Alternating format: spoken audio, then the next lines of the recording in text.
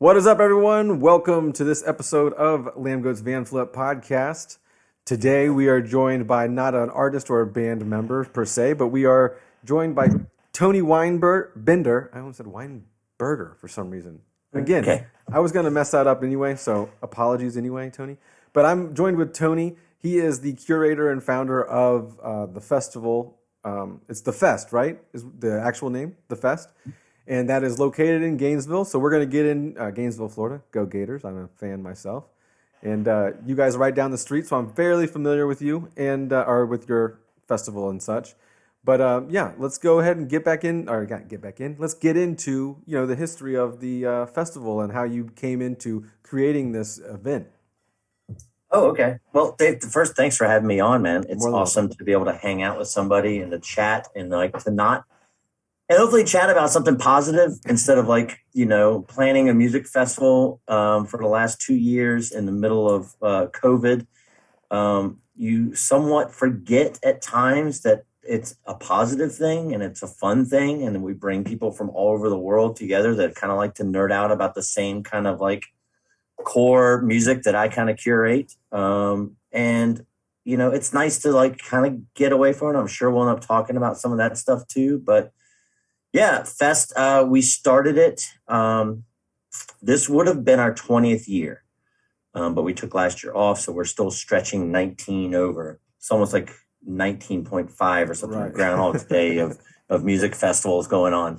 And so we started that. I used to live in Virginia and got involved. I'm 45 now and got involved in punk rock around when I was 15, as far as actively playing in bands and putting on shows.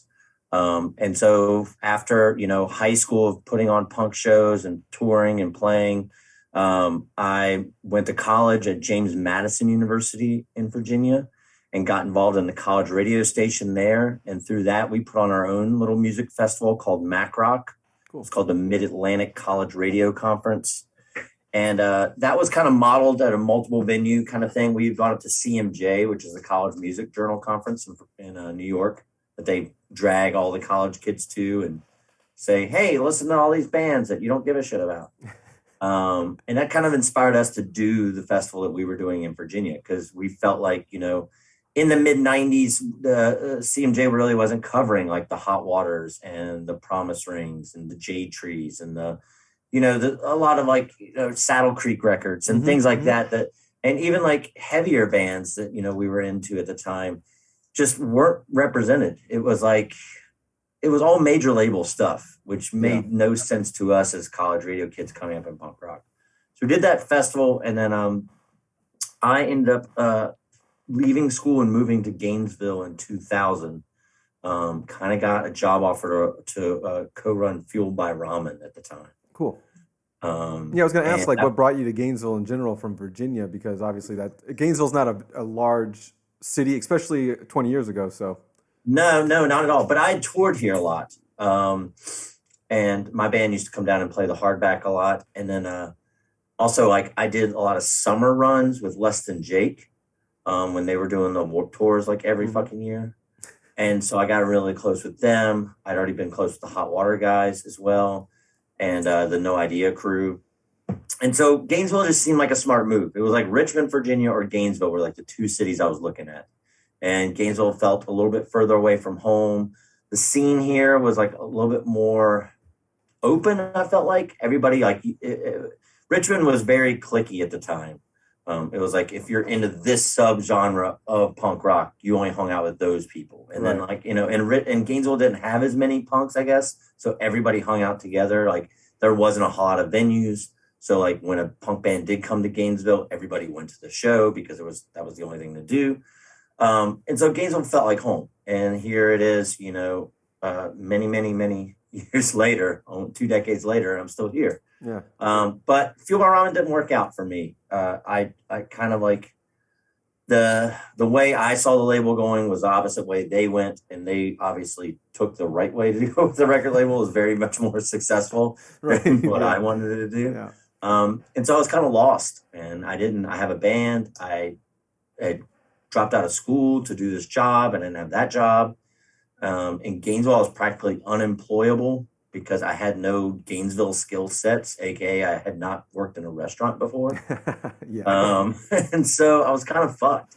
And so I did like any job I possibly could for about a year.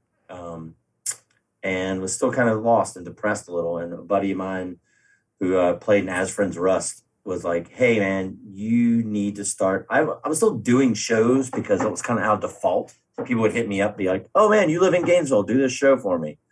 But it wasn't, it was just kind of like what I was always doing was putting on shows for friends to help them. But I needed some kind of like creative outlet. And so me and some local friends here, I was like, look, I think I'm going to start this thing.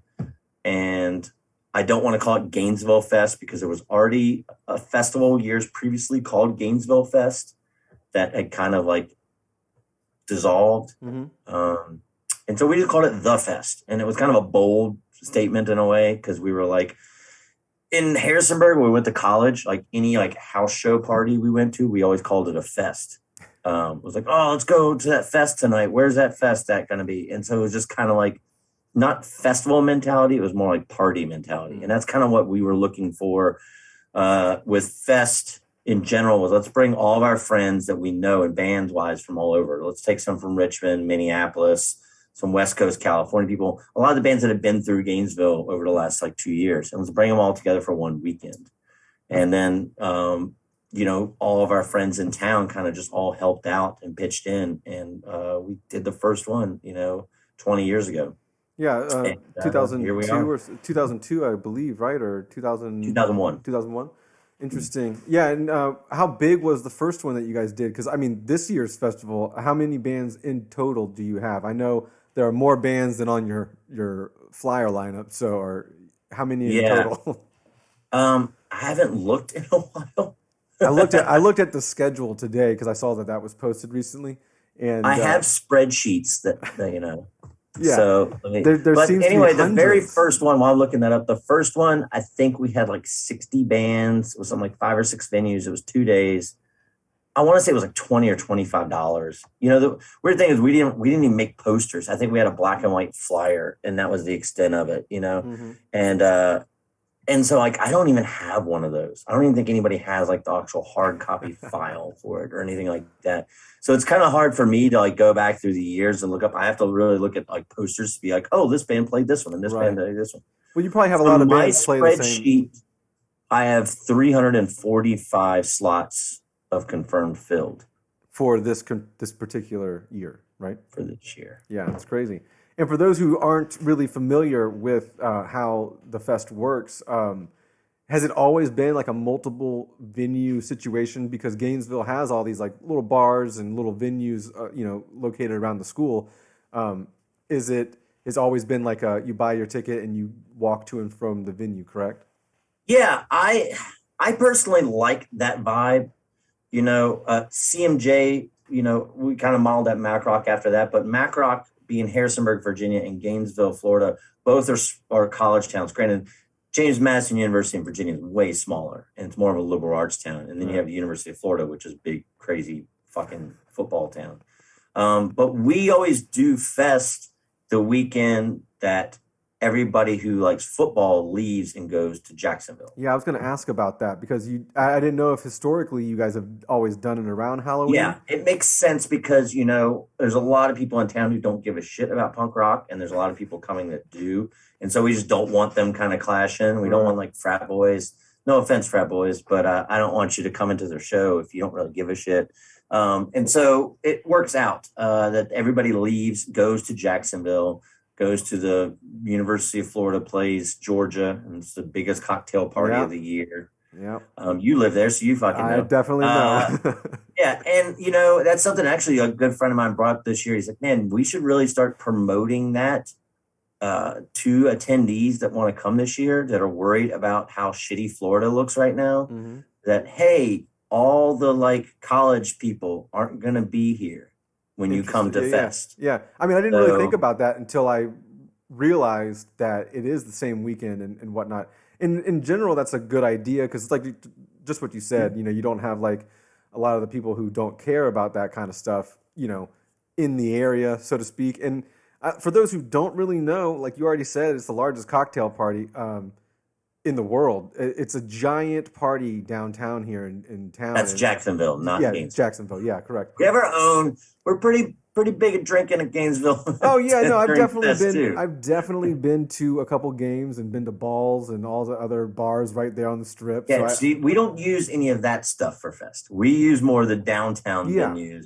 And it's kind of like two worlds when you come to Gainesville. There's like downtown where it's like more of the arts and like the punk and the culture. And then there's more of like the college world that's over on the other side, which is literally like fucking 13 blocks difference. yeah, Um, but the college side, we don't really touch that. It's literally like there's a hotel, the Holiday Inn. We use that as a home base, and then people walk towards downtown, and nobody goes towards campus. So it's strange because I'll people will come here year after year after year for Fest. We do have a lot of repeat offenders that come, and a lot of them are just like, man, I didn't even know I was that close to the university, to the campus. You know, we were right there. But yeah, going back to what you asked, Fest has always been a multiple venue thing. I personally kind of like the choose your own adventure aspect of the way we curate Fest. That way you're not stuck in a giant field waiting for that band that you want to see. outside And then too. you're stuck, yeah, watching some other band that you don't want to see. You know, you can just go to another show. You could not go to a show. You could also go to like a restaurant that's downtown, or go to a bar, or go to a park. You know, it's like there's a lot of options, and it really showcases downtown Gainesville in a lot of ways. And I think that's one of the reasons why we've been successful, is that Gainesville still is that very liberal Southern town. And it's very open armed. Like when visitors come, the people that work around here and live in this town are very appreciative for the tourism and for how awesome Fest guests are. You know, I've got little old ladies that run bed and breakfasts downtown, and they're like, oh, the Fest people are just the best people. They always come every year. I've got these people that come from Sweden. I've got these people that come from Germany. I've got these people that come from Indiana. And it's just like, it's something that everybody missed tremendously last year. You know, our downtown felt very, very empty. You know, we still walked around and did like a little, I think it was like a Facebook Live video, and just kind of showed everybody like, hey, this is what Gainesville's like right now without Fest. And it's kind of weird and dead. And there was actually like a couple like walking around who came from somewhere, and there was like, yeah, we still had our hotel room and our tickets. So we just decided we'll come to Gainesville and just hang out. But it's, you know, it's very much a choose your own adventure. We kind of curate the festival. I wouldn't say not so much the most popular bands, but what we consider like within our little friendship here, like the bands that we like. And it seemed to work out. You know, there's about 3,000 other people who agree and buy tickets. So, and there's not to say it small. Right. Yeah, I was going to say like your average attendance is, you know, a couple thousand a year, but it's also we sell 3,000 tickets, but then we also give 3-day passes to all the band members and then all the volunteers. So about 6,000 to 7,000 people will be here for the weekend usually. Yeah, and like you were saying earlier, it's a good you know, replacement for the local economy and stuff like that too, because everyone is out of town doing the big party up in Duval. How spread out is, like, for those who have never been or are thinking about going to the Fest, how spread out are these venues in, you know, because obviously like downtown Gainesville is very walkable and everything. And Gainesville in general is for the most part kind of small until you get out into like the rural neighborhood areas. But how far are these venues in walking? I think our furthest venue from one to other is like a 13-block walk. Cool. So there's venues that are like side by side across the street from each other.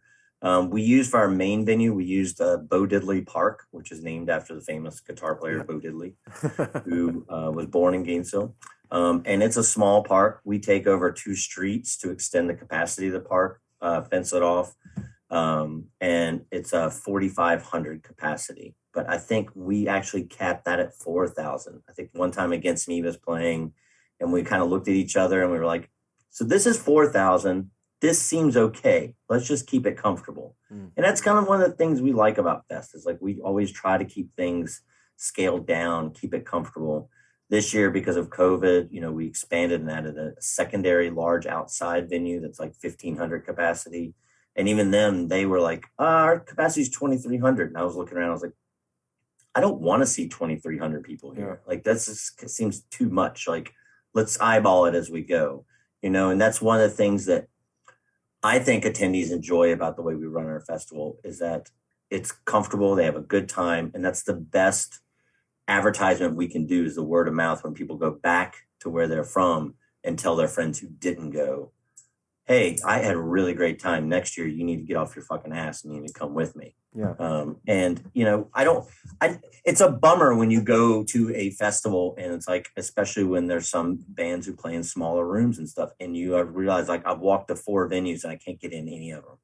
I think we went to South by Southwest a couple of times and that was the scenario. We had these passes for South by Southwest because we had played, but we couldn't get in any of the fucking shows. So it was like, fuck this. Yeah. This sucks.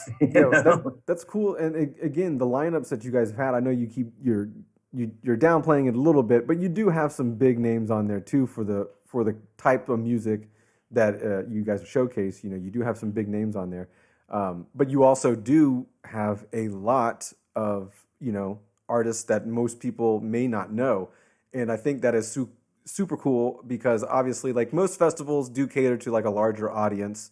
And it is also, it's good to see little small niche, boutique festivals, if you want to call them that, cater to a demographic that maybe doesn't get a lot of sunshine in the day, So it's really cool that you have such a wide spread of, genres in general too. Well, thanks for noticing that. I mean, honestly, like when you get into like punk rock, when I was 16 and doing shows, we weren't doing shows for the biggest acts that were coming through. We were 16. We weren't promoters. We were just like trying to help small bands come through that could possibly help our small band when we wanted to go through their town, the trade the favor kind of thing. And that always just kind of stayed with me, when I was working at Fuel by Ramen and No Idea Records at the times, both of those labels, we didn't have big, large bands that we were promoting. No Idea did have a roster having like Hot Water Music and Less Than Jake and Against Me, but those weren't coming out every fucking month. We were trying to push and help new bands. When I worked at the college radio station, we were really trying to showcase smaller artists and went through the festival that we were doing there and through like just general playing of music, and I've always felt like Fest is kind of like this large 360 some band mixtape in a way that I'm trying to make. And just like, I'm not trying to make you like this. I'm just saying it's here. Mm-hmm. If you want to listen, you can decide if you like it or not, if you want to come or not. It's like, I've never really pushed this festival and everybody that works on it year round with me, we've always really tried to, I don't know. I guess we're not trying. That's a way. In a sense, like, it's like it's too easy. It's too easy to be like work with like large promotion companies and be like, all right, we need somebody that's gonna draw 3,000 people. Like we've never thought about that. It's like we're just like, hey, we really like this band. And the cool thing about starting with like a lot of smaller bands is that over 20 years, a lot of those smaller bands have gotten big. Yeah. And they remember that we took care of them for decades. Mm-hmm. And so when it comes down for them to play, it's like, it's rad when a band like the Menzingers, who are kind of large, can say like, hey, we played over 10 fests, Yeah. When Against Me can, say, I don't know if they've played 10, but they've played a fuckload of them, with Hot Water Music, it's easy to get them to get Less Than Jake. When Frank Turner, who's like a huge artist, right, who plays Wembley Stadium, it was very easy to get him back because he remembers when we booked him and he played a 86 capacity room, I don't even remember what year that was, and so like things like that, I think stick out and I think attendees appreciate that. And it's also cool to watch those smaller bands who might be on tour and play to like house shows and play to 30, 40, maybe 100 people a show. And then they come to Fest, but all 30, 40, 100 of those people from all over are converged into one town, into one venue. And then that band gets that holy shit moment where they're playing in front of 1,000 people and everybody's losing their minds. Yeah. And I think this year will be a good example of that. I think people there's been a lot of our friends and bands and a lot of new bands who have released awesome material this past year, and we haven't gotten a chance to see them play it live. Mm-hmm. You know, a lot of it might have been virtual in a sense, but I think people, you know, I've gotten to go to a few shows now that things are kind of opening back up. And I remember the first one I went to, you know, I teared up. I got emotional It was weird for me because it too. had been so long and it's such a part of my life. Uh, and I hope people just, you know, remember that. And, you know, like we start treating it like we did when we were 16 again, you know, like Yeah. that music is important and independent venues are important. And bands, we can't take advantage of bands being on tour or even venues being open anymore. You know, so things like this are important if we can keep it together and keep a community alive and a scene alive. We have to kind of work together and look out for each other in a lot of ways. And that's something that how the kind of scene started in punk rock. Yep. And I think in a lot of ways, it's now our turn to bring that back around, not just Fest, but just all of us in general. Yeah. And speaking of punk rock, I'm not big into punk rock these days myself, but when I was a younger kid, I grew up here closer to the beach, and for some reason, punk rock was pretty big. It was a lot of Pennywise, you know, a lot of that kind of No Use for a Name, NoFX, MXPX. Those kinds of bands were so big here, or at least in my little group in school and stuff. I started going to those like house shows and like small little venue shows and little CD store, you know, shows and stuff like that. And that was my introduction into what would come to be like, you know, my passion as far as like music and stuff. But one thing, like you said, when you got like kind of teary-eyed going back to your first show, it's like throughout the pandemic and when everything was locked down and nothing was going on in live entertainment and stuff like that, I realized like, holy shit, it is like every week or every other week that I'm attending some kind of live entertainment show. And my first show back was a couple weeks ago. Madball came, and obviously I knew it was going to be crazy because it was a smaller venue in general. My buddy's venue was like 200 people plus or whatever, or 200 people max. And so it was going to be insane. And I was kind of like looking forward to that. And I was lucky enough to be recording some stuff for Lambgoat or whatnot. And I had like I wasn't in the crowd, but I was over the crowd looking at everything. And in my head, I was like, dude, fucking 20 plus years ago, I walked into a small, shitty venue room or whatever, and I've kind of never left. You know, I never have left that. Like, I do attend big festivals and I do attend big concerts, but there is something so different from that environment to a small, hot, sweaty room. And I've spent so much time in those venues that I did get a bit like a big rush of nostalgia and like, holy crap, man, like I've missed this so much and I can't wait for this to continue on more prevalently. But as we are now, you know, it's up and down, you know, ebb and flow of, you know, what will be allowed, what won't be allowed. But it's a great feeling to have that back. And so I am looking forward to coming down, you know, this October and feeling all that again, because those venues are going to be quite small for most of those bands. And I can't wait to experience that. Yeah, and we look forward to hosting you, man. Of course. Yeah, it's just like, you know, I think everybody should experience that. It's a shame that it's kind of hard that like not every genre of music or not every form of entertainment gets the intimacy that punk rock or, you know, even like hardcore or like a lot of like, you know, I just say independent music gets, you know, and there's people that will go their whole life who have never just gone to a thing that's like 200 plus or less, you know? Yeah. And there's that intimacy to that. And it's like that feeling of like all this energy is flowing between the crowd and the band. And it's all just like going back and forth. It's not a barricade. The band is not up on the stage. And then afterwards, the band is over there selling merch and you get to go up and like converse with the band about them being there and saying thank you to them. And that's like, you know, I think that's kept myself and someone like yourself too grounded in a lot of ways, you know, and this last year, I think really we appreciated a lot more. I mean, I'm going to a show this Saturday at Lucy's to see like Roger from Less Than Jake's band rehash our play, who rarely plays. My friend's buddy from Less Than Jake has a side band called Coffee Project with my friend Jake from Virginia, and it's gonna be rad because there'll probably be like, I don't know, I don't want to undersell them, but there's probably only gonna be like 50 or 100 people there, and it's just, but half of that is the way we are right now, and where we're at in Florida. Florida looks really fucking bad right now. We have the highest COVID cases in many of these cities that have ever been.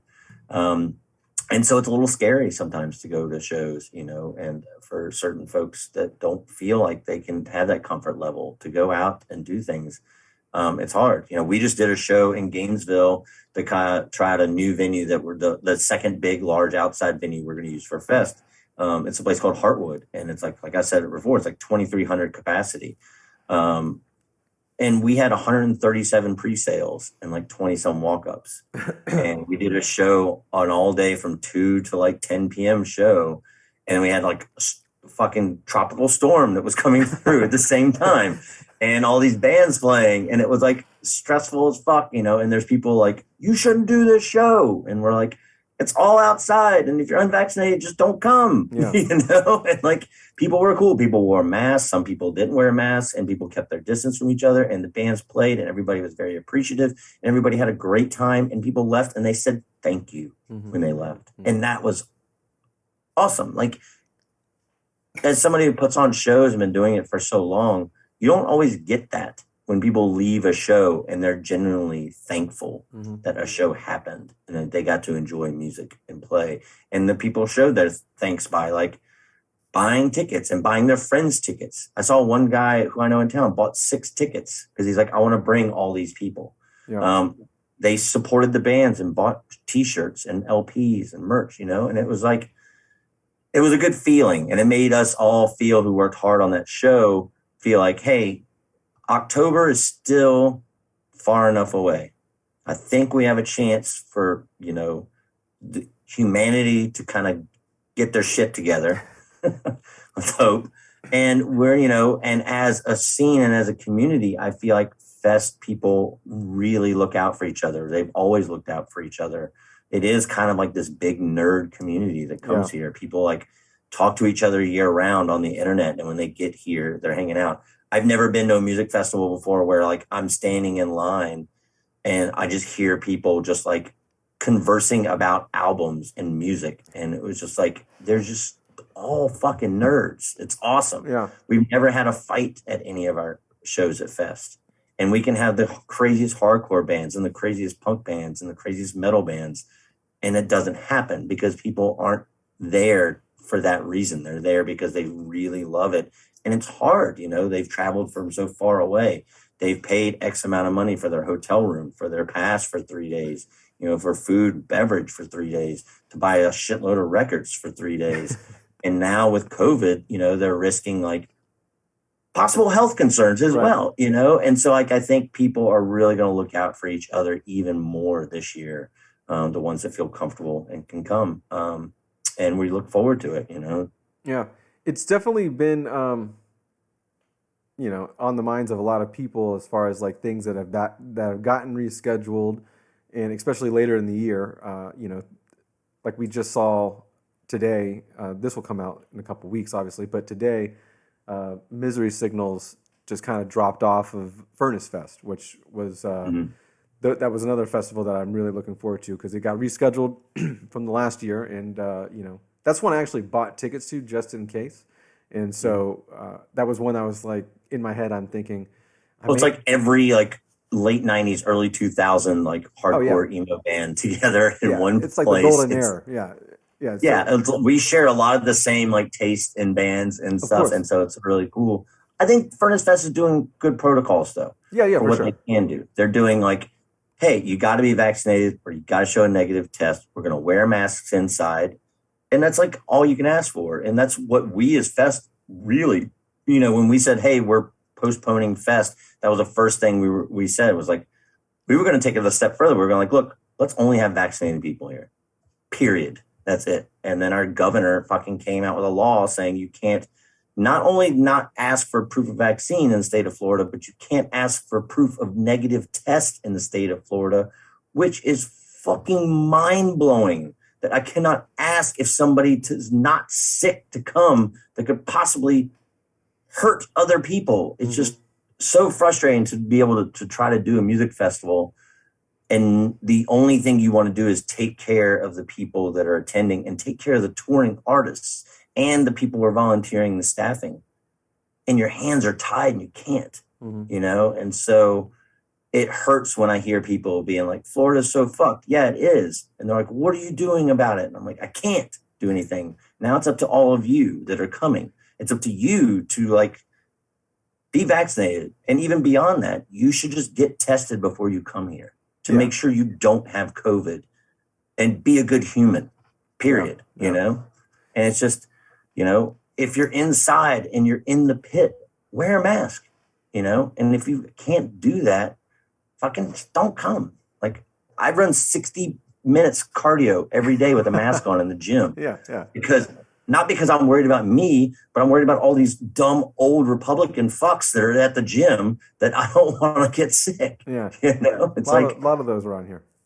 Yeah. You live in Duval. I mean, we're kind of in this swing situation, you know. There's I think we were like half and half around this. Yeah, there's some good folks in Jacksonville. There's good folks in every town. You know, Gainesville doesn't have all just good liberal people, hippies either. You know, there's I think most of those are around the school, and then once you get kind of outside of that, it's a totally different land. Oh yeah, between here and Jacksonville, there's a lot of fun.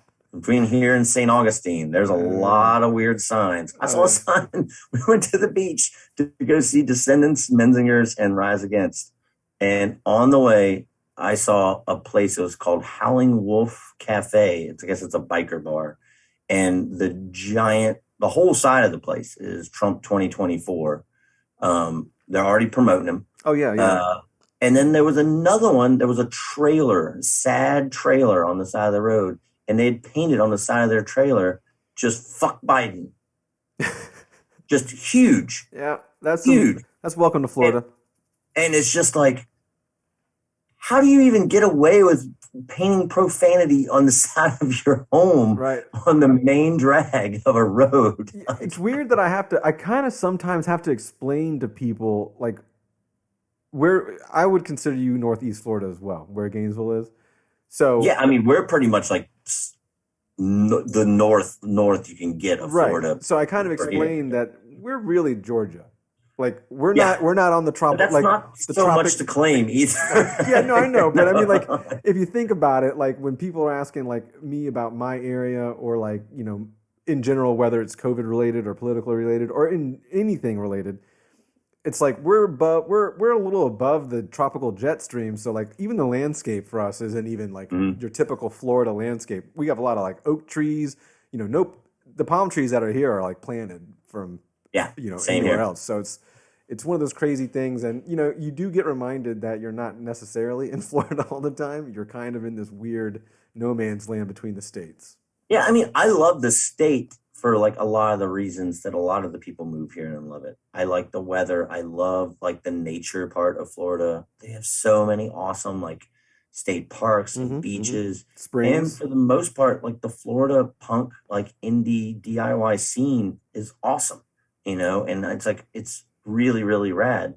And so it's like you know, after living here for 20 some years, I still have this like sense of pride a little bit, but it's also disheartening to see like how horrible some things are in the state, and especially with what we're dealing with now. Granted, Gainesville, we do have, I think, we have a really good open communication with our mayor here. Mayor Poe is awesome. He's been super supportive of Fest always, and him and the city manager and city commissioners and everybody who works for the city that we deal with has been nothing but supportive in trying to help us run the safest and best fest we can. You know, they've put us in touch with UF Health, who's given us a lot of statistics on things. That's helped us make judgment calls. I feel like as we get closer to Fest, we'll have more help from them. And it's just, but, you know, we still have to, like, the folks that are coming here have to realize that, like, our hands are tied and we can only do so much. Right. Um, Legally, and you know. legally, we can only do so much, and it's just such like a fucked thing. We can't fight it. I looked into city attorneys. I've asked personal lawyers that I know, and everybody's like, I mean, you could roll the dice, and you could also get in a lot of trouble. It's $5,000 fine per person that we would turn away if they decided they did not want to show us proof of negative COVID test or vaccination. Interesting. I have no problem doing the testing at all. I think the thing about the testing that's weird with me and some of these other festivals outside of the state or whatnot that are going on, and maybe you can shed light on this as well because you're a part of this whole community, so to speak, is the vaccinated individuals that would be showing their proof of vaccination. It isn't common that they could obviously get the virus as well, but it is something that's popping up a little more prevalently. Some people may get the vaccine and then also get COVID and experience the long-term effects of it, yada yada yada, although those are rare in general. But like with other festivals, those individuals don't have to produce a negative test, so to speak, either. So like when you get, do you have to deal with those kinds of questions regarding entry and stuff like that? Because obviously vaccinated people could possibly, in rare cases, also have the disease and transmit it. Right. That is something that we've definitely learned in the last several months Right. about, what they call them breakthrough infections. And that's something that's very much concerning to us. That's why, we're going to start putting out language. We already started with the last week when we announced that a few extra bans. We changed our COVID protocols as much as we possibly could, updating them.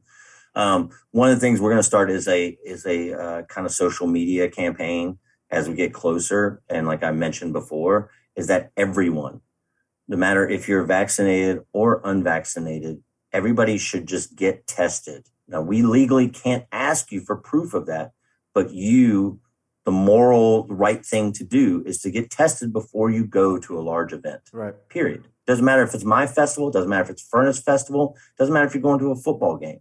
Yeah. Just, it's free. You should do it. And then hey, I don't have COVID. You don't have to tell anybody, but just so you fucking just know, right, Right. And I think that's what we're going to end up getting around. Yes, it's also, as a promoter, it feels better to know if your whole population is vaccinated, because the odds on somebody getting sick and dying from going to your festival from COVID is zero. Yeah. It's really zero. Now, granted, when you put on a music festival in general and there's alcohol and there's people doing other things at party time, there's there's always a risk that somebody could get hurt and die. And you knock on all the wood and you say all your prayers and eat all your vitamins. And anything can happen at any time at these places. Exactly. We allow stage diving. Do you know how many fucking injuries happen from stage diving at punk shows? I mean, come on. And crowd surfing. Don't even get me fucking started about little fucking kids crowd surfing, to like the lightest bands there possibly can be, It's like, Jesus Christ, Pop artists and stuff like that. Yeah, exactly. So it's like, you're always running that risk, and there's always going to be somebody to point a finger as a promoter. And all we're trying to do is trying the best to do is collectively, have those communications with each other internally, have those communications with the artists that are performing. One thing we're doing at our festival, we've been open about since day one, is that we're requiring every performer, everyone who works the festival, everybody who volunteers the festival to be vaccinated. So at least we can say at our festival, 50+% of our population we know is vaccinated. And that's for us, even though, you can spread those things, the incubation period is 3 to 5 days. Mm-hmm. If somebody gets tested before they come to the festival, and if everybody's negative when they come to the festival within their own, they know, there's a chance they might have caught something in traveling, with a flight or, going to gas station and stuff. But if you're also combo that with vaccinated population, the odds on catching anything and then getting sick goes even lower. And it's just something we're all still figuring out. And none of us are fucking doctors. Right. We all just try to play it on the internet. It's like fucking the most insane thing ever, like you guys don't even fucking take vitamins, yet you're like an expert on how COVID goes on. Yep. But that's, and it's so hard and frustrating. But I think that, like, people, it's up to their comfort levels now. And the people that are comfortable will come. And we're hoping that everybody comes out of it on the other side happy, full of, love, and their hearts are full, and that they don't get real sick. Yeah. But I mean, there's also, there's going to be some hangovers that are going to suck. We're going to think like, fuck, man, do I have COVID? It's like, no, you just drink 100 Jägermeisters. Yeah. Like, what's weird about that? Oh, man, do I have COVID? No, you just did a lot of cocaine. Yeah. Like, Stuffed up because of that.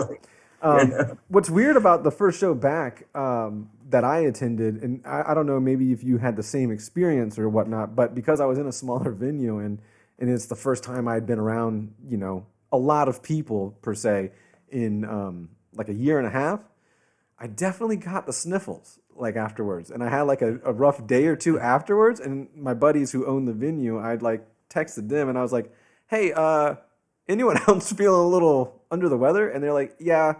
But it went and passed within like 2 days. And then of course, I was hanging out with my dad later that weekend for his birthday. So I got tested, and I got tested twice, but it was negative each time after a couple of days. But it was like, I was like crazy that maybe my immune system wasn't as up to date or up to par because I hadn't been around anybody. No, you got to think though. Also, like in the last, if we're going to talk about play doctor on this shit,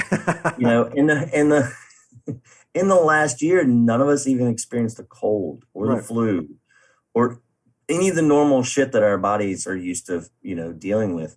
Also, think about this: that fucking venue. I don't know when it was open prior to this show, but you might have just gotten some allergies because they hadn't cleaned the fucking thing. Oh, sure, shut up for a year. No, I literally just chalked it up to hadn't been around anybody. I don't know if you drink, but if you might have had a draft beer, when was the last time those lines were cleaned real well? You might have got a little mold up in there. Yeah, that could be a thing. I had some PBR Tallboy cans. That's my punk How rock old beer. were those PBRs? They might have been there since before COVID. PBR tastes a certain way, so you never know if it's older. Yeah, you never know. And those are the things. But you did the right thing. You got tested, and that's another thing we put up on our website too. Is like, hey, these are things to do before you come to Fest. These are things to do once you're at Fest. And then here's some good advice after Fest is like, if you're feeling under the weather and feeling sick, isolate yourself and get tested. Mm-hmm. We all have to look out for each other in this shit, man. And especially if we want to see live music come back and bands being able to tour again and these venues that we care about stay open, we're all going to have to just step up a little bit and stop crying and whining. Yeah. And just be like, hey, look, it's not like it used to be.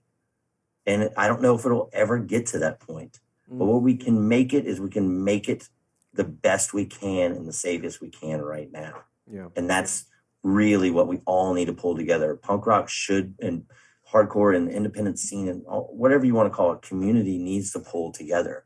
And people need to stop being selfish, and people need to start looking out for each other again. Just like, we always talk about we pick each other up off the floor when we're in the pit. Well, we need to also look out for each other when we're at the shows. And if you see somebody wearing a mask inside a show and you don't particularly decide that you want to wear a mask at the show, I love that shit. It doesn't fucking matter, man. That is some wild stuff. Don't go up and start fucking getting in their face, even if you're being friendly. Have some respect. If they're obviously wearing a mask in a show, they don't want you unmasked in their face. So just put the mask on and just be like, hey, what's up? Yeah. I've personally dealt with that once or twice before. Wearing. I mean, I wore masks at the two shows that I've been to in general, just because, again, I wore a mask and I got the sniffles after that one, the Madball show. So, I was like, okay, just to be safe. And when I attend shows, for the most part, I'm not in the crowd. I'm usually doing something as far as like photography, videography, or watching the show from a different vantage point than like right in the middle of the pit, because I'm usually covering the show. But when I am in, like if I go to the bar or if I go through the crowd, I do tend to mask up more times than not doing that, just because, again, you're ass to elbows on with everybody, and it's I just know, yeah. and I think in you're doing the right thing of like, especially the service industry people. They're wearing masks so they can work to serve you and to give you the things that you want, that PBR. It's no skin off you to fucking put a mask on just when you go to order that drink for like the 30 seconds, the 1 minute you have to do it. It's just respect to the person that's working on the other side of it. Yeah. And that's something, we're all going to experience something different this year and throughout the shows we went to. The first show we went to was a little different. We went to way BFE, Tennessee to go see Lucero. They were doing like a big outside show at this place called the Caverns. And normally the shows are inside the caverns, which is a beautiful experience. Yeah, I've seen that on the internet lately, and it looks like an awesome venue. Yeah, so they just dropped a huge stage outside, and they had like, it was like pods set up, but basically they were just like roped off little areas, and you got your area. You could bring your own chair, you could sit down at it, and it kind of felt like, this venue is definitely like jammy, bluegrassy type festival. But we were like, we'll go see Lucero. They're buds, and it felt great because you ordered everything off of an app. Servers came, masked, they dropped you stuff. You could order stuff ahead of time, like our buckets of beer and food and Nice. like show posters. It's like you're a VIP person, you know what I mean? You get all this VIP catered, attention. It's exactly what it felt like. It was like, kind of felt spoiled. I was like, man, I didn't have to stand in a line to buy a drink. I didn't do anything. That's awesome. It was kind of nice. I was like, I kind of hope that like some of these venues like understand, like I will gladly pay a little extra just to be able to do that. But I didn't miss a single song. It was great. We felt safe. We had friends that drove down from Pittsburgh and met us. And it was a great, great time. But not every show can be that way. And that's we'll have to just see how things go. Now we're dealing with the fall and, the talk of like certain vaccines, the efficacy going down, right, and boosters. And I'm like, fuck yeah, give me 10 more boosters. We'll set up at Fest. We'll have a booster fucking tent. CVS, Walgreens, Publix can come sponsor it. And then people can just get their shots if they need to. I'm all for it. Right. I want to promote that too. I just want music to get back, and I want artists to be able to tour, and I want to be able to put this fest to bed so we can do Fest 20. It might sound selfish, but it's like, I feel like we have laid this scenario out so many different ways, and we have a great plan to do what we can do to make this festival as safe as possible with our legal ramifications of living in this fucking state of Florida and having Ron DeSantis as our governor, who obviously doesn't give a shit about us.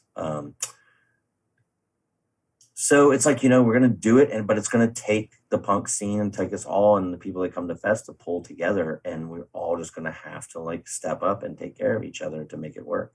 Yeah.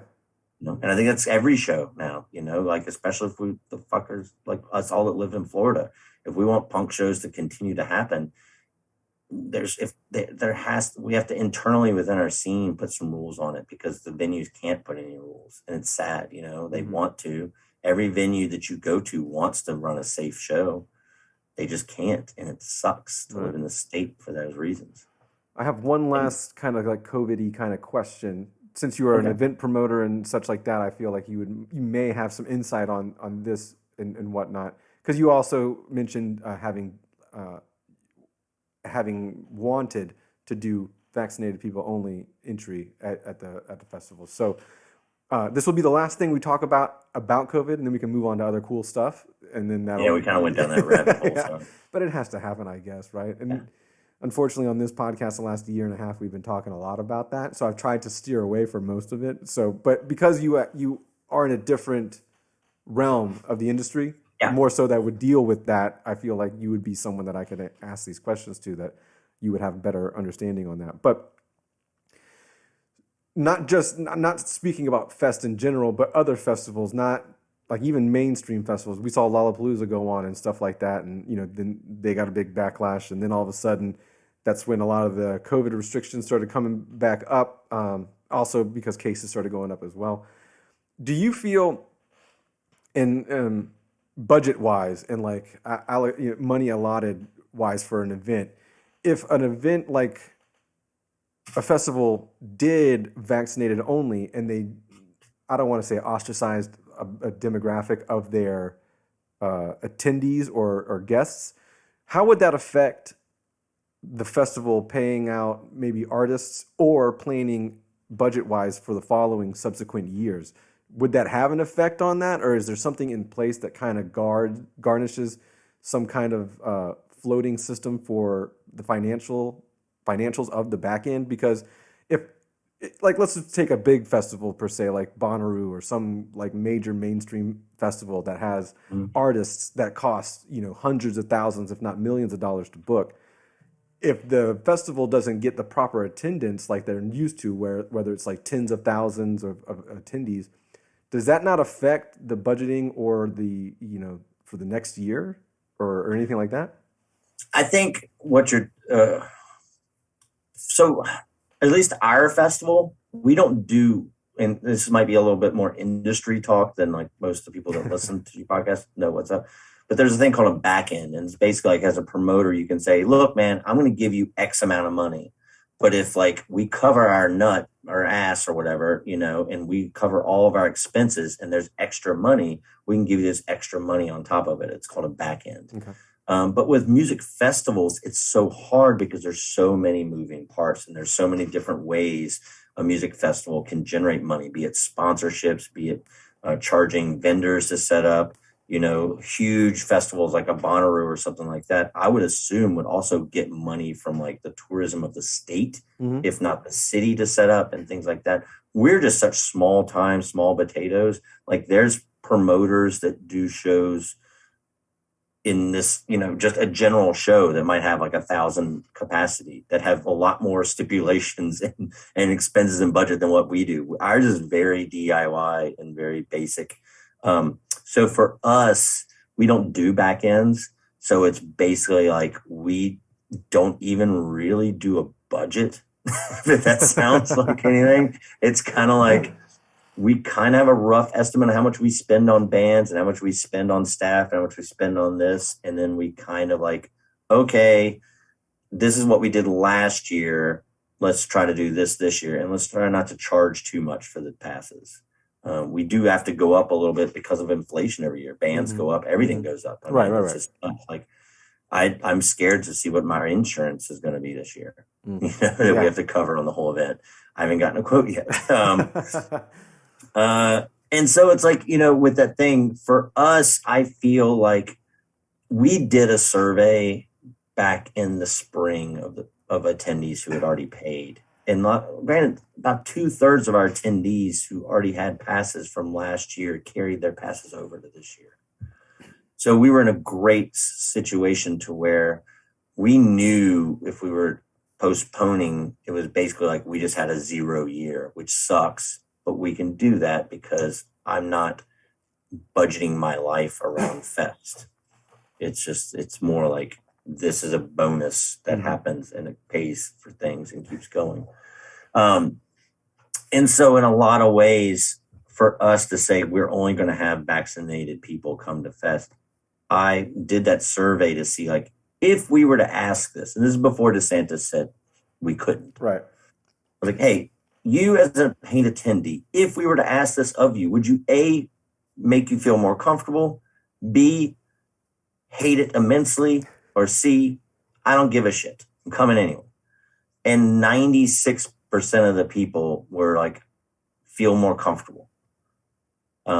And then we were like, oh, well, that's still such a small amount of people, especially since everybody can't get vaccinated right now. And then we started talking internally, with our team about it. It's like, well, some of those people might have said like, hey, I'm not cool with this because they were worried they weren't going to be able to get the vaccine. And then we have a lot of people, about 2/3 of our people come from, not 2/3, about 23% of our attendees come from overseas or Canada.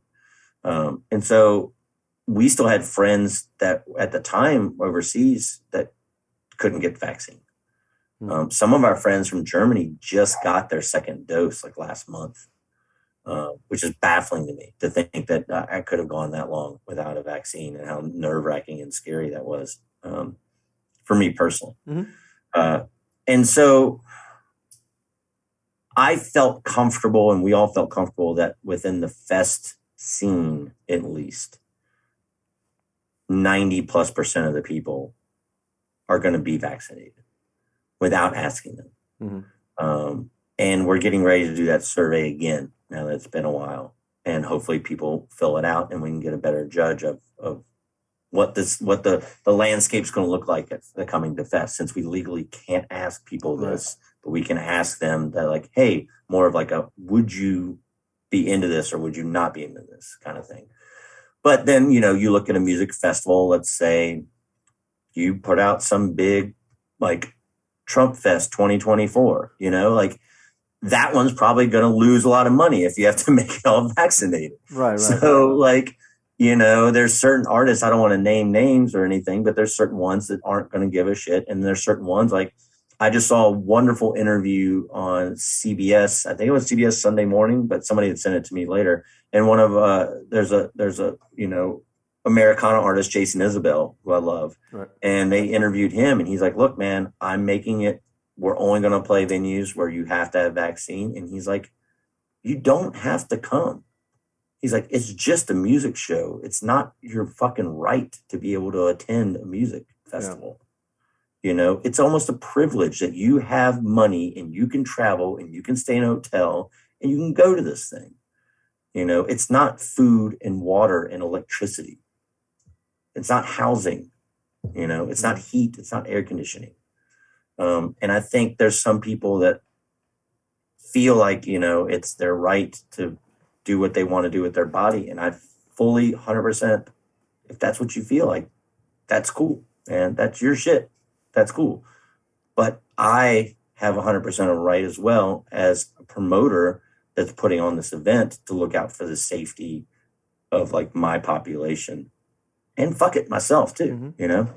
And so just like I don't allow firearms into our shows, you know, there's a reason for that.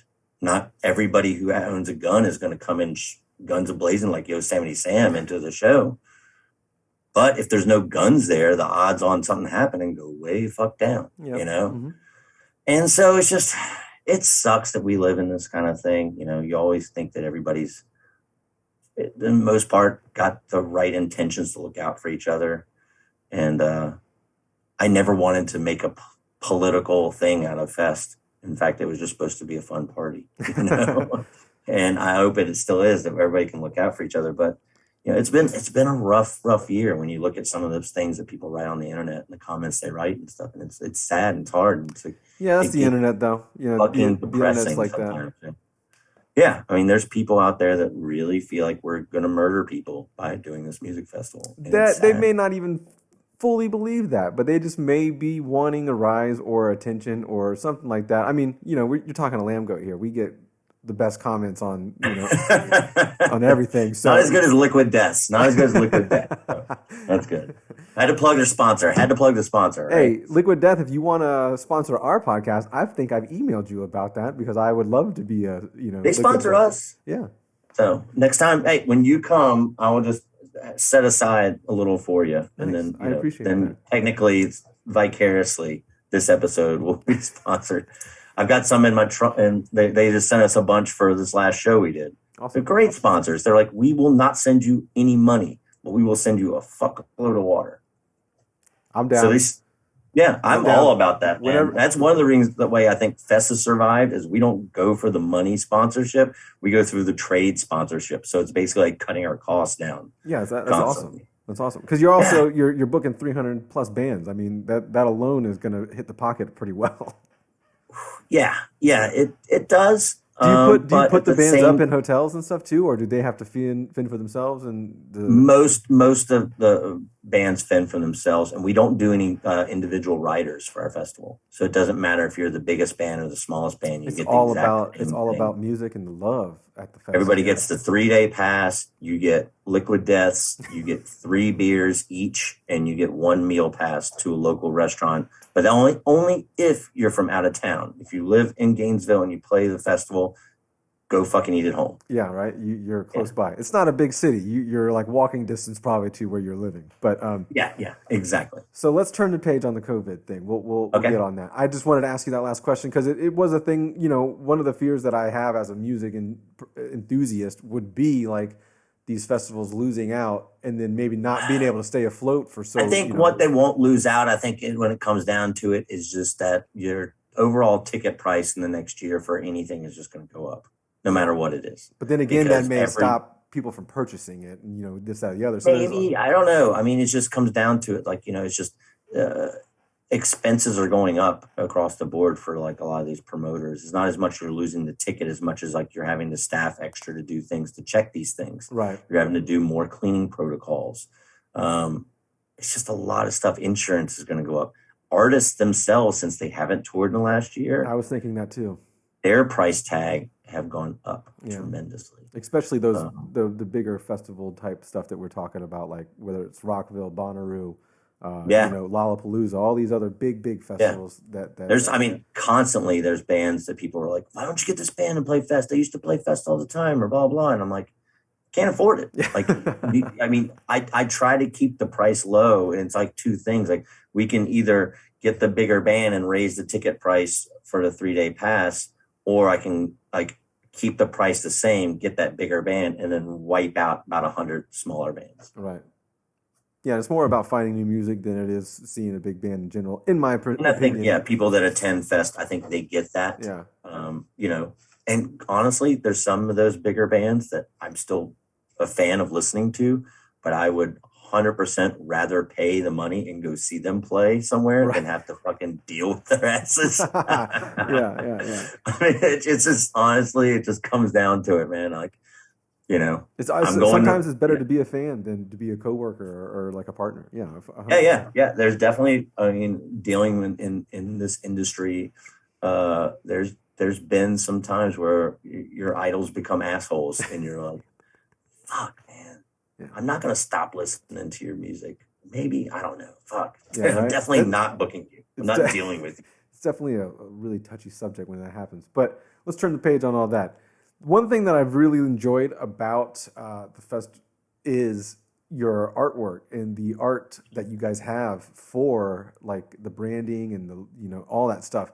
And in the back there, you see a little a poster that from Fest 18, which kind of looks somewhat similar to the ones you guys are doing on this year's.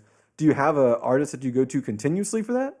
Yeah, starting Fest 6, we've used the same artist since Fest 6. Awesome. And it's Richard Menino from Orlando. He goes as Horse Bites is his like art tag. He played in New Mexican Disaster Squad out of Orlando, Oh, which was a okay. punk band. He also was in No Friends, which was a spinoff of that with two-thirds of New Mexican Disaster Squad, and then Tony Foresta from Municipal Waste singing. Okay. He was the drummer for No More Black as well. And now he co-runs a company called Rock'em Socks that does full color sock art, and they have like every fucking account imaginable. At one point we were talking, I was in Orlando with my wife. We met up with Richard and his partner from the Rock'em Socks. I was like, how's sock business going? He's like, dude, we cannot make them fast enough. We got the Baby Yoda account, Oh my. and they were just pumping out Baby Yoda socks. So they had to go to a 24-hour manufacturing run. They had to hire a whole night shift, a graveyard shift, Wow. to make these socks. But Richard's art's great. And also, like, Richard and I, not only been friends for so long, he did artwork for so many bands over the years. But he's just easy to get with. Like, I can be like this back here.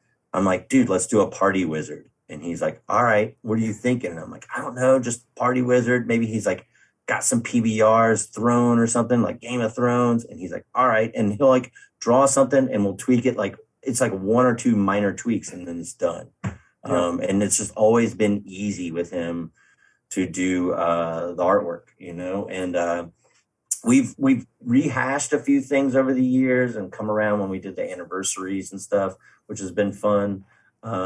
He used to do a lot more graphic design and work for us, but over the years, it's just like his time just is, he just doesn't have as much time. So A lot of basically Baby he's just Yoda kind of like, socks, you know?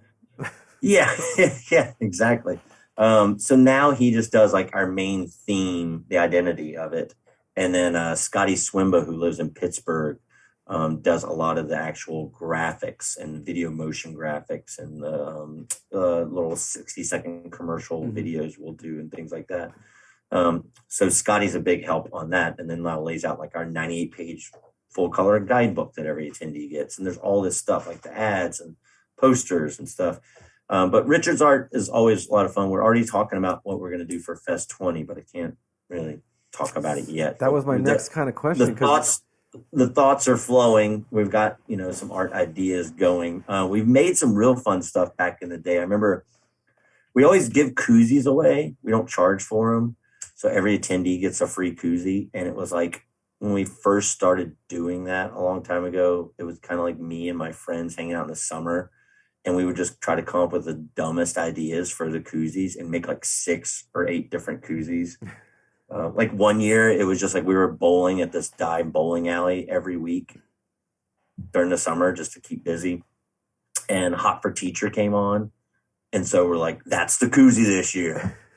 All the lyrics for Hot for Teacher just on random koozies. And so people would come from Germany and they would get a koozie and says, I got my pencil. And that's all it would say. yeah. And you're like, what the fuck is okay? This is my fest koozie, Yeah, right. That's hilarious. and it's like it was just random stuff like that. But one year, what was it that fucking show? It was like this crazy redneck family, and the mom was called Mama, and there was like a little girl, and I cannot believe I'm forgetting this right now, but she had like crazy blonde curly hair, and it was like just about this fucked up like TLC like redneck family. And we just I was like, Richard, this is ridiculous. Do you watch it? And he goes, oh, we're totally watching. This is crazy. I was like, just draw all those characters and let's just take quotes, dumb shit they say and make all the koozies that. And Honey Boo Boo. Yeah, That's I what know. it was. Okay, I thought for a second there, I thought he's talking about the whites of West Virginia, that No, but documentary from we back in could the have done day. one about the whites of West Virginia too. Good Boone Lord. County mating call. Yeah. Just, um, but yeah, we did Honey Boo Boo ones one year, and we just, I mean, I could dig through them, but we always try to come up with something fun and weird. And then this year it was like, oh man, like Fest is going to be so serious with the COVID protocols and stuff and everything. Should we do like more of a positive, like pro mask, like, And then I was like, oh, let's do one that says, I got the shots.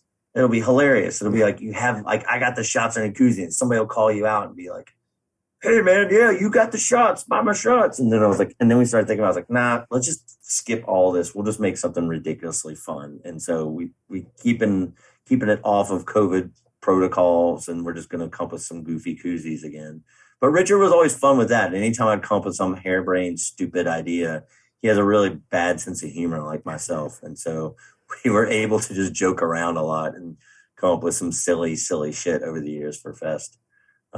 That's for sure. That's cool. Yeah, I mean, it's always the branding's always been kind of unique, and as a designer myself, I've always been like I'm attracted to good shit, and it's always been a fun thing to look at, let alone enjoy the actual festival. But it's one thing that sticks out, and it helps with the obviously branding, but reminding me of exactly what it is. But you guys seem to do everything down there for the love. I'm not even sure how you make enough money to continue doing it, because obviously you give so much stuff away for free. You're it's called never make punk rock your job. Make it your hobby and have a backup safety plan. To have other work. Yeah, we definitely that's how you survive. We definitely have that conversation with a lot of bands on here, because one of the things that we also do is try to break that little wall of like not everyone is a rock star, and there's different levels to this game, and most of these levels you cannot survive financially on. So it's the few and far between that Yeah, last year was a sad year for the rock star. Yeah, yeah. Big ego, really big ego dent. Yeah. Yeah, for us that like missed it, but we still did work and did things. It helped, Yeah. I definitely there was a point last year where last August where I spent about a couple months in a home that the Florida Pest Control said was the worst roach infestation in any home they'd seen in the city of Gainesville. Jeez Louise. And so we gutted that and then laid floors and fixed this whole place up to get it ready to go again, me and some buddies. And yeah, I totally have a lot of respect for people that do flooring every day now, because there was a point where my 45-year-old ass was laid up on the sofa with literally like ice packs on each leg and then saran wrapped around each leg, like I had been in the Kumite or something. Like it was fucking like it was horrible. And like so, I hope we can get back to doing shows. Right. Same. I hope things pan out. I hope people are smart about their attendance in general, not just here but everywhere. I hope that we don't have to.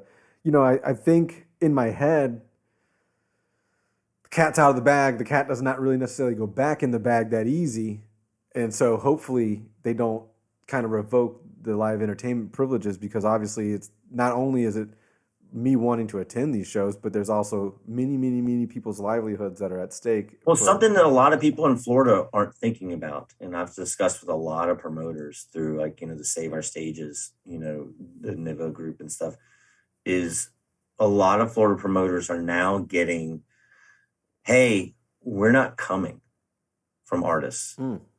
And so you might live in the state and might be like, well, I don't want those restrictions. I don't want to be able to have to go show my vaccine card or to bring a negative test to go to this concert. Our governor says it shouldn't. We should just be free. That's cool. But literally what's going to happen is over the next year, a lot of the artists that you want to see and a lot of the things like plays and big concerts and stuff like that, they're just not going to come here. And it's going to we're going to be a drought of we only get the artists who really don't care, and it's because you got to think from an artist standpoint, it's just not a one-off show. If you're on a tour, there's not only you as a band, but especially for larger artists, there's sometimes up to 3 semis and buses full of crew that have to go on. Yeah. I've got a friend right now who's on a big tour. He's at the Guitar Tech. He works for Fest. He plays in Florida punk bands, but he's got a gig out where he's finally back on the road and gigging. And they are making it to where the COVID protocols are he has to basically just go from the bus to stage to the bus. He can't even go in a restaurant because they're so scared of somebody on the tour getting sick. It's like when the NBA players had to go in the bubble and stuff like that.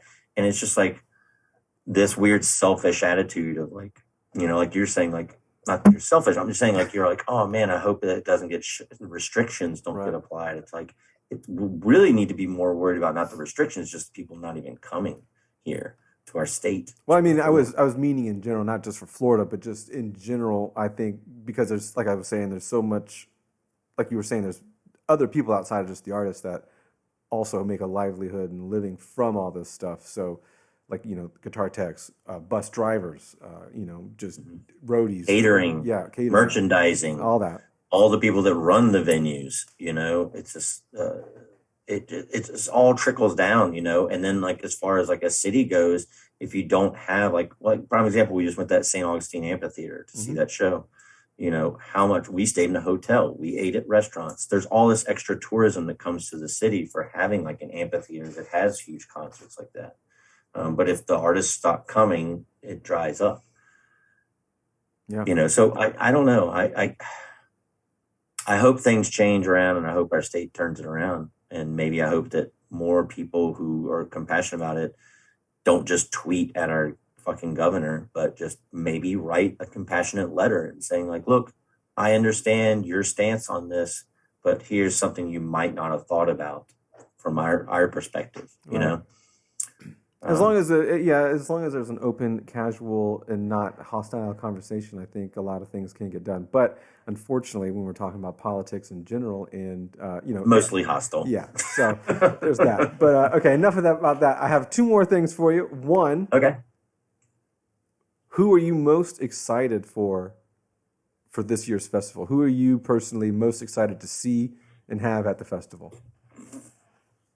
I'm No, most excited to see, honestly, it's going to sound lame, but I'm most excited just to see it happen. But also understandable. my friends, like, within our staff of Fest, we have like a really good family and we have people that live like all over that work for this thing. And so it was like sad to not have them around last year. And that's, I think, what I'm looking most forward to. I mean, there's a lot of bands that, when you curate something like this, it's kind of like I like all these bands. Hmm. I don't even get to see them play all during the festival. I probably see less bands than anybody Oh, I'm sure you're busy that all goes day. to Yeah. Fest. Um, and then if I do get to see a band, 9 times out of 10, I'm like not backstage. I like to stand out in the crowd where I'm paying for the sound and I want to hear it sound good. But then like there's somebody who comes up to me during the show who's like very thankful that this is happening and is just talking in my ear the whole time. Yeah. So it's kind of like you don't win. But realistically, I'm really excited to see like my friends and like in our family within Fest. It's everybody's had a different year because they've all lived in different places. Hmm. And as much as we've kept in touch through Zoom and stuff and tried to keep it together, there's nothing. Our Fest family is amazing, and Yeah. it'll feel like the best thing that's happened in 2 years to have everybody around each other again. Yeah. Especially because you're planning for it and it's taken this long. I'm looking forward to personally Torch and Baroness, and I saw on the schedule that they play back to back, so I am excited about that.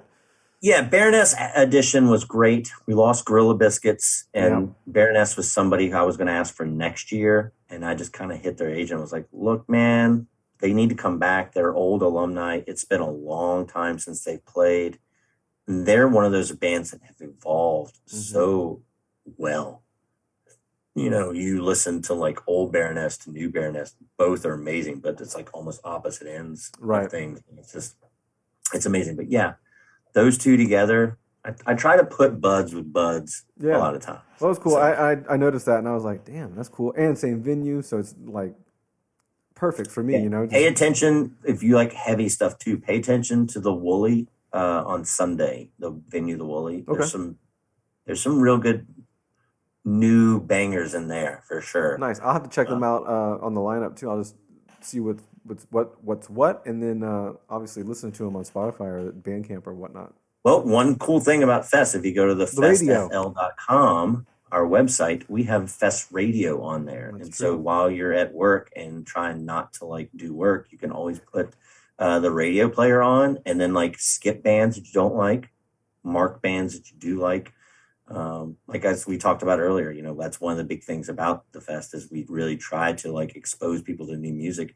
And even if you don't come to the festival, if you're like, fuck that, I'm not going to the festival, but I like music, fucking, it's free music. Listen to Yeah, it. yeah, right. I always say this in podcasts and stuff, and interviews, but I wish 16-year-old me had what 45-year-old me has Of right now. course. Like, just it was so hard to find out about bands and to like listen to the bands. And you had to go blind or go to a buddy's house and sit up all night and listen to records, or you had to listen to college radio, or you had to just buy shit and just take it home. And Yeah. after you read a review in Maximum Rock and Roll or Lambgoat, Yeah, and yeah, like yeah. say, like, oh, I guess I like this, and so it's take advantage of what you have, and listen to stuff. You might find your new favorite band just by checking out somebody that we booked. Of course, yeah.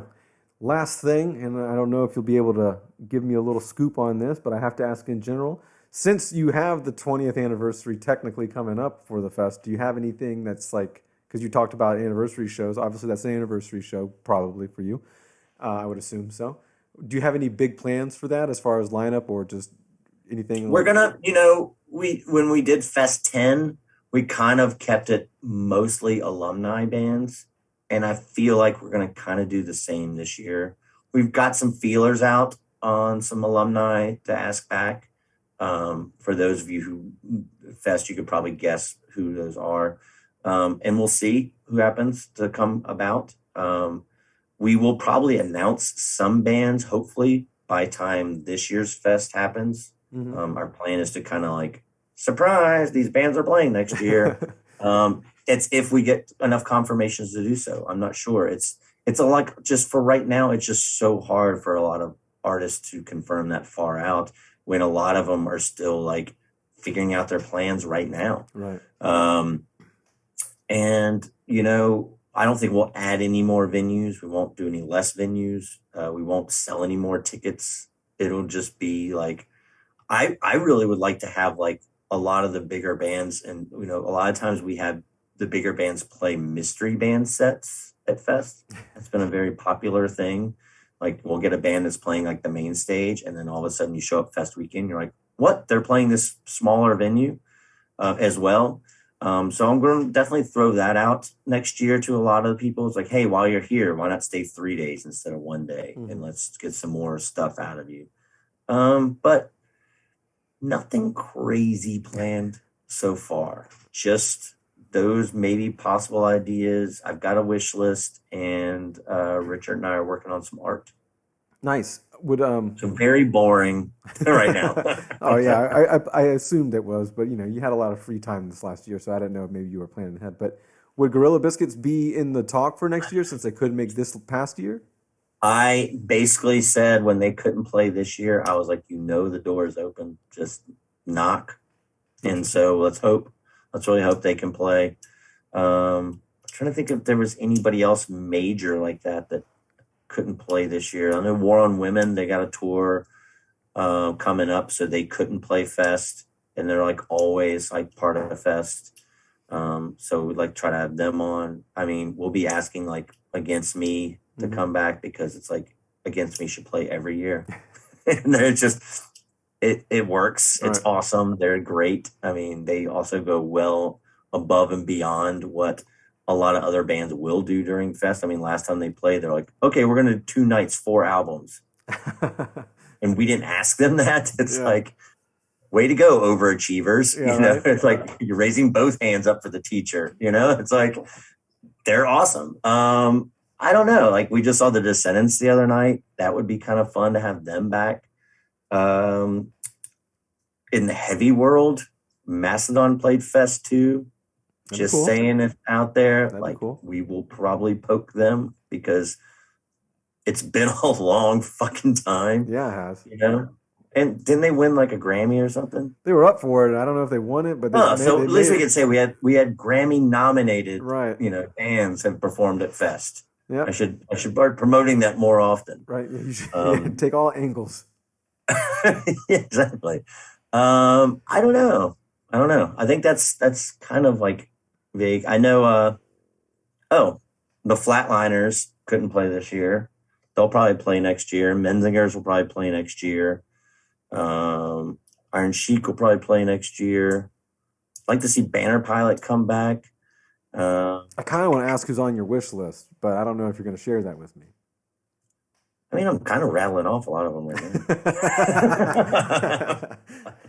now. I don't know. Every year we've asked They Might Be Giants, which is like an old fun 90s throwback. Maybe this year, because we booked Eve 6 is playing now. Maybe we'll get a lot of that was a crazy addition, I thought. And you know what's funny? It's a weird story. There was some kind of like Twitter like talk. I don't have social media, so I don't know. And I was like at the gym, like on the elliptical, like trying not to die. And Randy, who does our social media, just sent me a text that goes, Eve 6 wants to play Fest. And I had to like honestly think like that 90s band? Which band was Eve 6? I think I got him mixed up with like another band for a little while. And so I was like, okay, cool. I guess have him contact me. And he's like, no, seriously, it's like a thing on Twitter right now. I was like, okay. And it was like, honestly, one of the easiest things to book. I think it was harder that we kept it quiet for so long because we wanted to keep the like, no, they're not playing on Twitter just to fuck with people. Yeah. And it was super fun. And they seem like, the talks we've had with them, they seem super chill about everything. I don't think they think their band is as big as a lot of other people think their band is.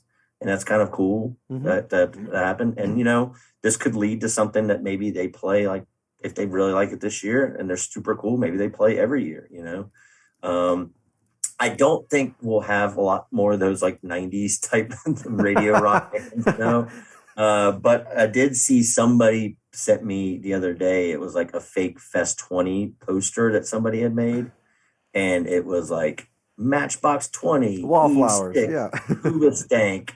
But then it had weird things. It was like Hulk Hogan performing like whatever stupid song he had, and it was Proud to like, be an and American then or the whatever, very, right? very last thing on it, it just said Dane Cook. Ah, there you go. And I Closer, was like, nice closer.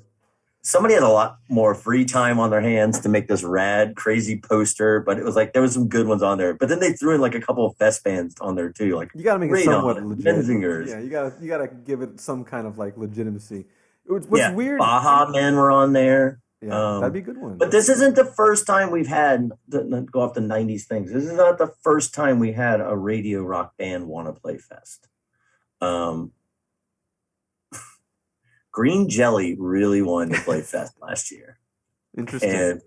and we booked them, and then they had to bail because I think they just lost members or something. Oh, And sucks. there was a point where they were going to play, and we were going to hear Three Little Pigs, and that would have been kind of fun to Yeah, play in like a 200 capacity room. yeah. And then COVID happened and stuff. But I think I mean, Less Than Jake had radio Yeah, songs. they were a I radio don't, band, but also they're a local kind of establishment for our area too, for the most part. But yeah. that's Yeah, I understandable. mean, we don't book Yellow Card or anything. I'm not gonna. Yeah, I just had to fuck with you because no, it's no. Hey, Jackson. by all means, if you book Limp When Bizkit, I that's a when whole I different first moved to ballgame. Gainesville, I think they played like once a month in Gainesville, like all the time, and it was so much that like our friend of ours who like was the bartender was like, "Hey man, if you guys just come down here, I will get you drunk because we need bodies in the room." It was like before their single hit. It was like year 2000. They're And not so a we're like, band that I kind of gravitate towards myself, even though they're from here. yeah, It's not it's not my style of music. Another thing that wasn't my style of music back in the day, which is funny that you brought up, like finding, how we found music earlier on. Um, Eve Six was one of those bands that I bought. This is the only time this has ever happened because I was young when the album came out. '98, I was probably 15, 14, something like that. huh? That was the only CD I returned after opening it. Which now it's totally different. I've listened to that band predominantly throughout the '90s, early 2000s. So like Yeah, but at the time I was like, this isn't for me, and like yeah, they took it not back, for but me. in a weird way. So that's the only time I've ever returned a CD or an album. Yeah, But I never listened to it, but I worked in record stores like all growing up, and there were always used record stores in mhm. Virginia, and I just remember that going from like the hot rack and like end capped to like we have too many of these in the used bin for a while. And it's going to be awesome though, because like so many people, I'm 45, I have so many people that are in their mid 30s that attend Fest, that work for Fest, and they're all geeking out that this is happening. Yeah, And like Scotty, who works for us, who does our graphic design stuff, he goes, dude, I can't believe you got Eve 6. That was my prom song. yeah, yeah, yeah. And I'm like, dude, you better be slow dancing your ass off Yeah, with your wife during that shit, man. Inside Out, Inside Out. I mean, you can't, if you've ever been to any bar where anybody is playing an acoustic guitar or something like that, you have heard Inside Out multiple Yeah, times throughout your life. Yeah. it's gonna be awesome, and I think people really are having fun with it. And yeah, they were so cool about it too. I was like, look, I've got a spot open. This was before Gorilla Biscuits dropped. And I was like, I got a spot open. It's the first spot on Saturday. So you're opening up the day on Saturday. And they were like, cool, we'll take it. Nice. Well, it'll be interesting to see them for sure. And again, I don't mean any disrespect to Eve Six about returning your 1998 album. That was just on 14-year-old me. I wasn't, it was too ahead of my time at that time. No, but you have to, now that you've said that you returned the Eve 6, what 14-year-old CD that you now look back on, you're like, but I did keep this one and Oh I'm really man, embarrassed about it. I was big into like Weird Al at the time, so Well, I bought a couple Weird that'sAls. that's that's the number one, I think, Fest dream list. Like if we could have a first round draft pick, it would always be Weird Al. Well, maybe we can start a social movement. We'll put it out in the universe enough, that maybe Weird Al will catch on. And he seems like the cool kind of guy that would do things if he's very much like if he's wanted a lot. If someone Yeah. really wants him, I feel like he's that kind of guy, I especially at this part in his remember career. seeing like in the 2000s there was this thing called Skate and Surf, I think Hmm. up in Jersey. it kind of seemed like a Warped Tour type thing or Like whatever. But Bamboozle? I mean, there was a Bamboozle, and then there I was a think it's the Skate and Surf. same Yeah, people. yeah, I think it's Skate and Surf Bamboozle or whatever. One of those two Weird Al played. yeah. And I remember seeing like, oh, there. So you're saying there is a chance? Oh yeah, you there's know, always It was there's like, always that one act at some of these like Andrew WK was that for like Furnace Fest or whatnot. we Like, got Andrew WK once. well, hey, make sure you have Yeah. him for. We want to party hard in 20. You know what I mean? Yeah, Andrew WK was fun. He was easy to deal with. He And seems like we'll an stop. easy dude. We'll Yeah. stop. We'll stop with there. Okay. Was half the positive because there was half that was not positive to deal with. But him personally, totally awesome to deal with. Nice. Well, Yeah. Tony, it's been great. It's been a great chat with you. I look Yeah, forward Dave, I to. can't wait to have you down in Gainesville. Have fun. If you see me, say hey, what up? Most You know, definitely, yeah. I will slam some. I'll buy you a Miller High Life since we won't have PBR. That's okay. Miller High Life's okay, but we can also shotgun Liquid Death or something like that too. So, Easy. yeah, I look forward to it. Halloween weekend down there, it'll be a fun time. I didn't have any plans to go to the cocktail party here because it's insane. But other than that, it'll be a great weekend. Yeah, the weather is usually amazing, as you know, living in North Central Florida, and hopefully, we have good times. And come on down to Gainesville, and we're sold out of passes, but I think there's some single day tickets. You can go to the Eve 6 concert and stuff. Yeah. For all you people. You do have single. I think they're by day and venue or something like that too, It's right? by day and venue. It's Yeah. just like a single ticket for a show. So like what you were saying, the day that actually the day that Eve 6 is playing is the same day that Baroness and Oh yeah. Torture I mean, that's my and day. Hot Water Music. That's It's the like day that I'm if you focused on. just went to that show, there's like a shit ton of good bands on Yeah. that. It's that one show you could go to. But it's our 3 largest venues. We're selling tickets to those. We used to sell tickets to all of them and just do like 10% of the capacity. Mhm. But this year we're like some of those small venues, let's just not even worry about those 20 tickets. Let's just keep it to the 3 bigger spaces and do Cool. it that way. Well, you can find all this information on thefestfl.com. And then, of course, look forward to next year's festival since we're already kind of around the bend to where you're planning it and you're going to announce some stuff in the next couple of months. But yeah, Tony, it's been great, and I can't wait to come down. I can't wait to hang with the group and see some good music and interact with the scene yet again because it's been too long since I have. But if you're ever up in Duval, obviously you go to the St. Augustine Amphitheater. It's down the street, so let us Very know. much so. I've got some friends that have been trying to drag me over to Jacksonville. Said y'all got a really good new record store there. Oh my God, yeah, you have to come. It's a Tiger Record Store. I will shout it out every time. It definitely caters to our demographic. And I've just heard friends go over there all the time. And so I'm just like waiting for them to throw that invite out instead of coming back and being like, look at all these records I got. It's a great store. James plays bass or played bass for Bane.